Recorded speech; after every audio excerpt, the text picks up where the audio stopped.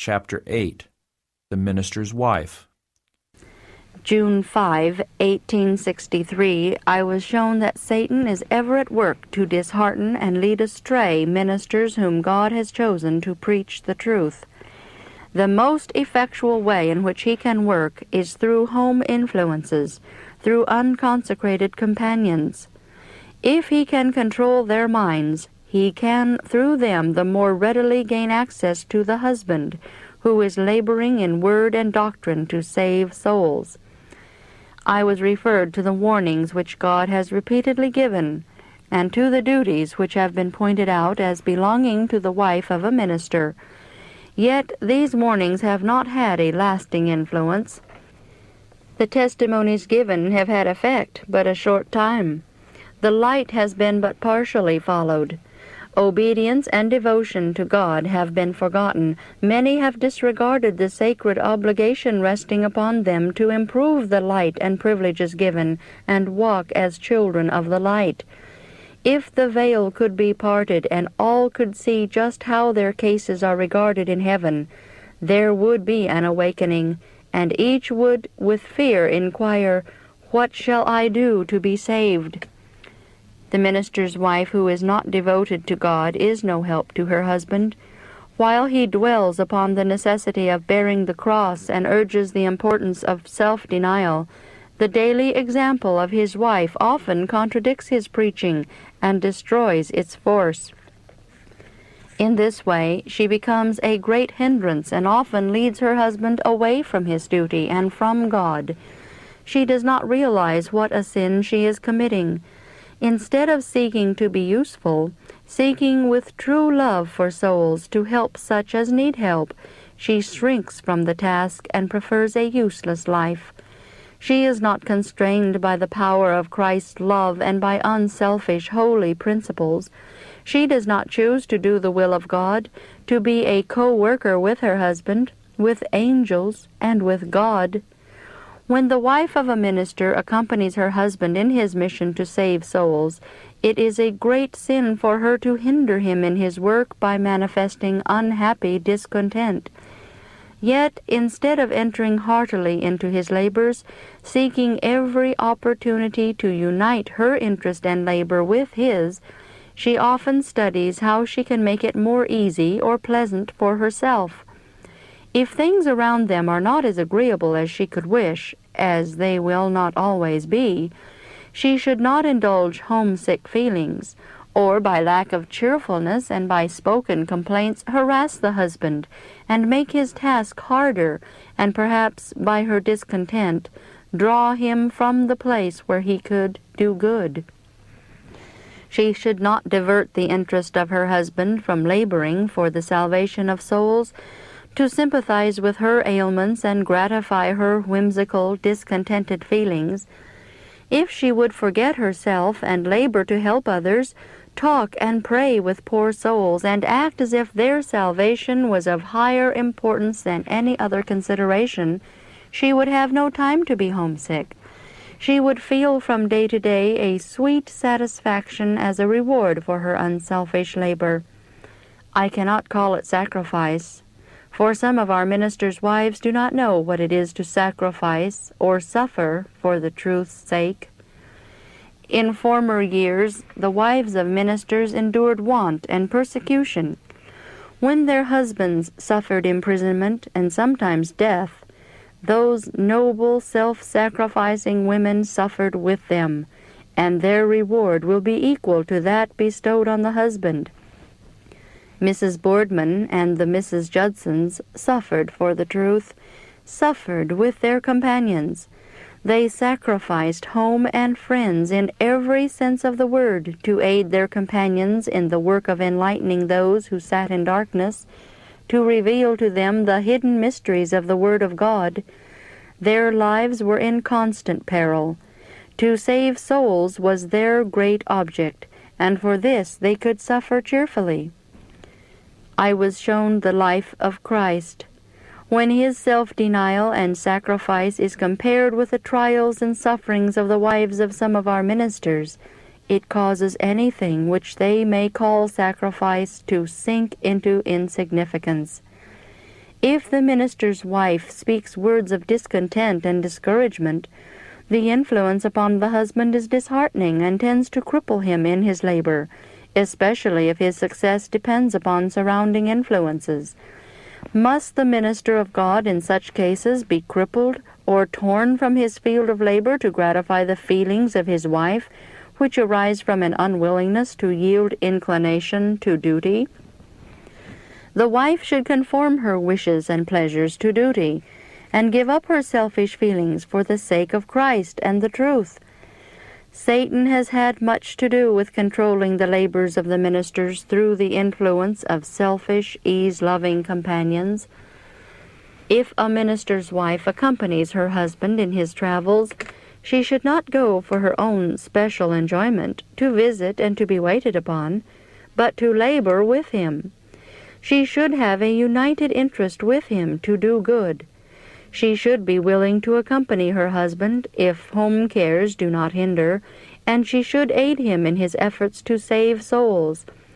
With meekness and humility, yet with a noble self-reliance, she should have a leading influence upon minds around her, and should act her part and bear her cross and burden in meeting, and around the family altar, and in conversation at the fireside. The people expect this, and they have a right to expect it. If these expectations are not realized, the husband's influence is more than half destroyed. The wife of a minister can do much if she will. If she possesses the spirit of self-sacrifice and has a love for souls, she can, with him, do almost an equal amount of good. A sister laborer in the cause of truth can understand and reach some cases, especially among the sisters, that the minister cannot. A responsibility rests upon the minister's wife, which she should not and cannot lightly throw off. God will require the talent lent her with usury. She should work earnestly, faithfully, and unitedly with her husband to save souls. She should never urge her wishes and desires, or express a lack of interest in her husband's labor, or dwell upon homesick, discontented feelings. All these natural feelings must be overcome. She should have a purpose in life which should be unfalteringly carried out. What if this conflicts with the feelings and pleasures and natural tastes? These should be cheerfully and readily sacrificed in order to do good and save souls. The wives of ministers should live devoted, prayerful lives. But some would enjoy a religion in which there are no crosses and which calls for no self-denial and exertion on their part. Instead of standing nobly for themselves, leaning upon God for strength and bearing their individual responsibility, they have much of the time been dependent upon others, deriving their spiritual life from them. If they would only lean confidingly in childlike trust upon God, and have their affections centered in Jesus, deriving their life from Christ, the living vine, what an amount of good they might do, what a help they might be to others, what a support to their husbands, and what a reward would be theirs in the end. Well done, good and faithful servants, would fall like the sweetest music upon their ears. The words, "Enter thou into the joy of the Lord," would repay them 1,000 times for all suffering and trials endured to save precious souls. Those who will not improve the talent which God has given them will fail of everlasting life. Those who have been of but little use in the world will be rewarded accordingly as their works have been. When everything goes smoothly, they are borne along on the wave, but when they need earnestly and untiringly to apply the oar and row against wind and tide, there seems to be no energy in their Christian character. They will not take the trouble to work, but lay down their oars and contentedly let the current carry them downstream. Thus they generally remain until someone takes the burden and labors earnestly and energetically to pull them upstream. Every time they yield to such indolence, they lose strength and have less inclination to work in the cause of God. It is only the faithful conqueror who wins eternal glory. A minister's wife should ever have a leading influence on the minds of those with whom she associates, and she will be a help or a great hindrance. She either gathers with Christ or scatters abroad. A self-sacrificing missionary spirit is lacking among the companions of our ministers. It is self first, and then Christ secondly, and even thirdly. Never should a minister take his wife with him unless he knows that she can be a spiritual help, that she is one who can bear and endure and suffer, to do good, and to benefit souls for Christ's sake. Those who accompany their husbands should go to labor unitedly with them. They must not expect to be free from trials and disappointments.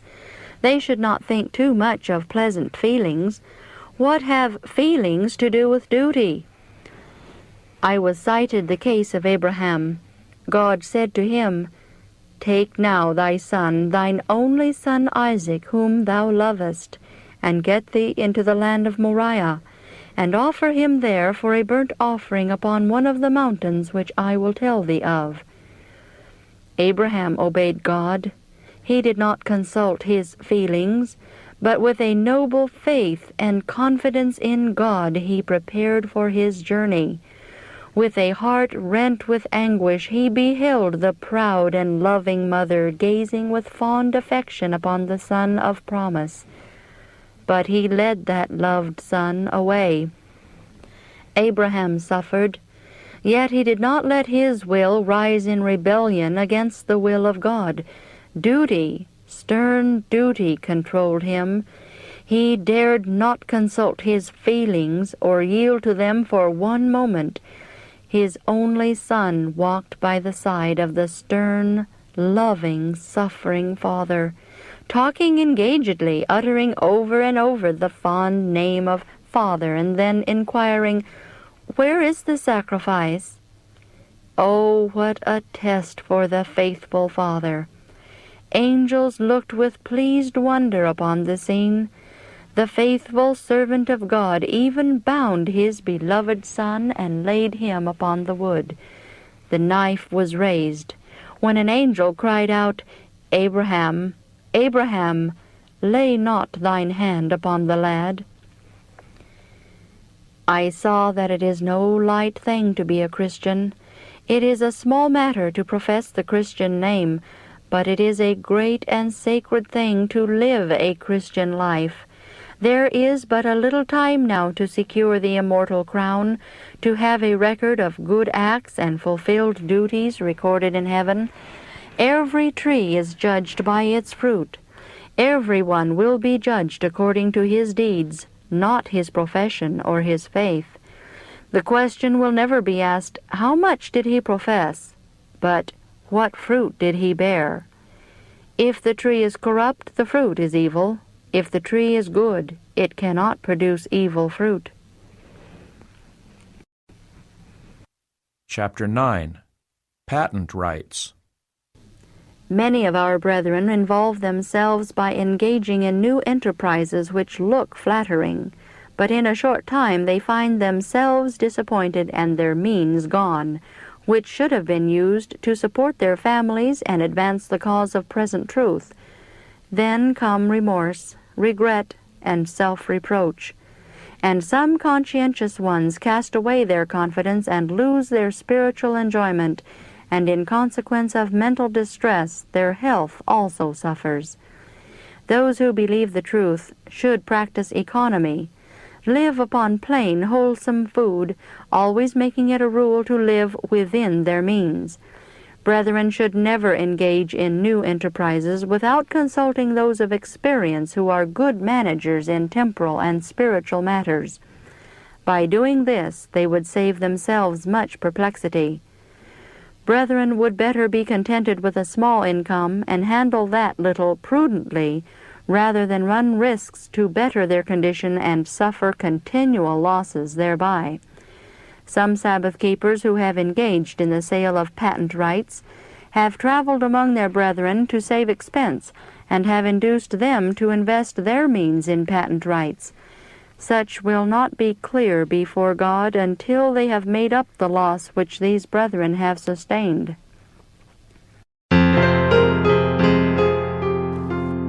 Testimony 11, Chapter 1, Reform in Dress.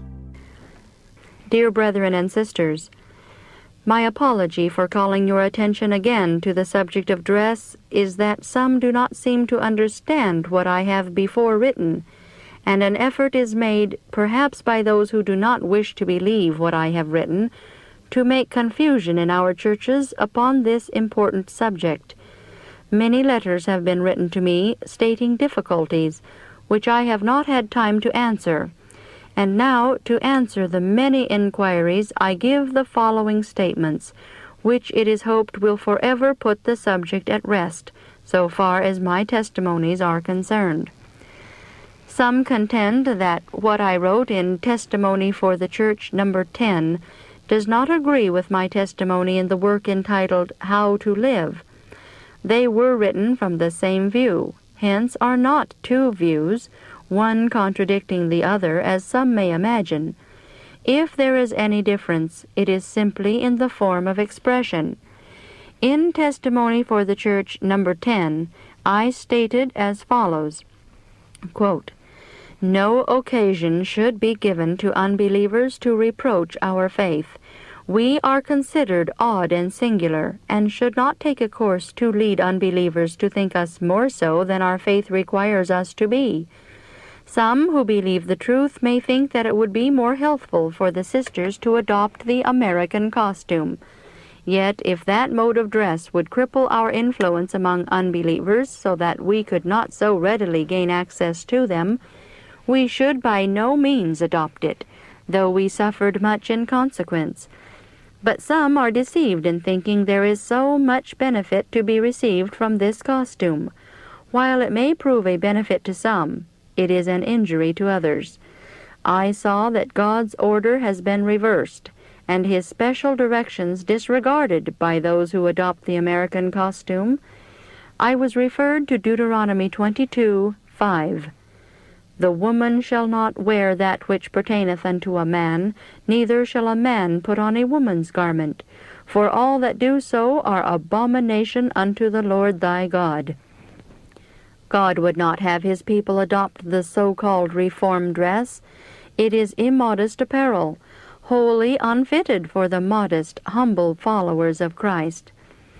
There is an increasing tendency to have women in their dress and appearance as near like the other sex as possible, and to fashion their dress very much like that of men, but God pronounces it abomination. 1 Timothy 2:9 says, "In like manner also that women adorn themselves in modest apparel with shamefacedness and sobriety."